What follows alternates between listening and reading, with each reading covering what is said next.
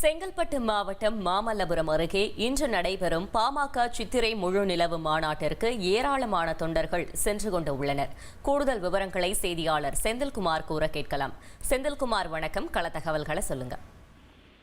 செங்கல்பட்டு மாவட்டம் மகாபலிபுரம் திடுவண்டை பகுதியில் இன்று மாலை நடைபெறும் சித்திரை முழுநிலவு வன்னியர் இளைஞர் மாநாட்டிற்கு வட மாவட்டமான விழுப்புரம், செஞ்சி, திருவண்ணாமலை, திண்டிவனம் ஆகிய பகுதியிலிருந்து தமிழகத்தின் பல்வேறு பகுதியில் இருந்தும் ஏராளமான கார்கள், வேன், பேருந்துகளில் பாட்டாளி மக்கள் கட்சியினர் தங்கள் கட்சி கொடியுடன் வன்னியர் கொடியும் வாகனங்கள் கட்டிக்கொண்டு பேருந்துகளில் சந்தோஷத்துடன் சத்தம் போட்டுக்கொண்டு ஆரவாரத்துடன் செங்கல்பட்டு மாவட்ட எல்லையான அச்சரப்பாக்கம் ஆத்தூர் சுங்கச்சாவடியை வாகனங்கள் கட்சியினர் கடந்து செல்கின்றனர்.